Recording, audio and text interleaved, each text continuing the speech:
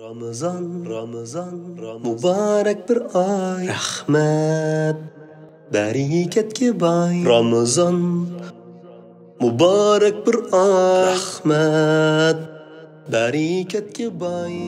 Bu mübarek Ramazan ayida roza tutuş, Qur'on o'qish, tarovih o'qish, tahajjud namozi o'qish qatorliq nurg'un ibodatlarni qilish bilan o'zimizni ma'lum bir qalbning ichiga qo'ydik. Bu qalb orqali qalbimizni, ruhimizni, nafsimizni iymon, ihson bilan to'ldirishga tirishyapmiz. Ramazan ayida boshqa vaqtlardagidan texmi oz so'z qilamiz, texmi oz yeymiz, texmi oz uxlaymiz va bu orqali ruhimizni nafsimizga qarshi mushu tirishchanliklarimiz bilan poklashga, beytishga tirishmoqdamiz. Qalbimizni va ruhimizni poklashdagi eng muhim ibodatlarning biri bo'lsa, itikofga kirishdir. Itikof ibodati payg'ambarimizning intayin ahamiyat bergan sunnatlardan biri hisoblanadi. Undaqda itikofga qanday kiramiz? Itikofga kirish deganimiz dunyolik butun ishlardan qo'l uzib, faqat Allohga yaqinlashish maqsadida itikofga kirish niyati bilan erlarning 5 vaqt namoz o'qiladigan masjidda, ayollarning bo'lsa o'z uyidagi namozgohida ibodat qilish uchun ayrim vaqt ajratishini ko'rsatadi. Ato ibn Abi Rabah itikof haqida to'xtalib mundaq deydi: "Men itikofga kirishni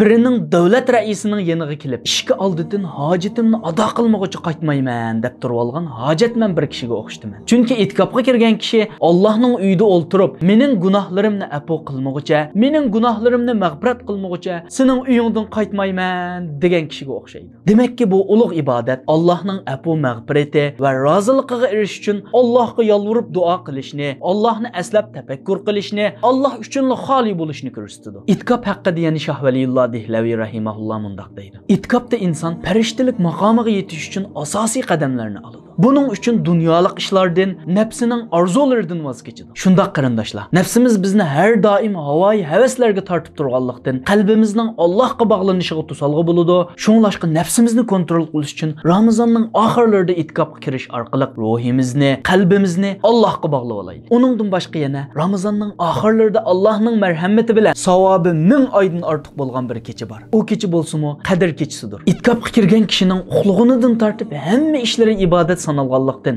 bu kechining savobiga erishishi nihoyatda yuksak bo'ladi. Shunlashqa har birimiz itikofga kirishdan iborat bu ulug' sunnatni ihyo qilishga tirishaylik. Itikofimiz orqali Allohga taqimi yaqin bo'lib olaylik va Allohning mag'firatiga erishib olaylik. Alloh hammamizni o'zining cheksiz mag'firatiga noil qilsin. Kelgendir nusrat, musulmonlar aziz bo'lgan osh oxiri, hammasi rahmat, Rahmonimiz rozi bo'lgan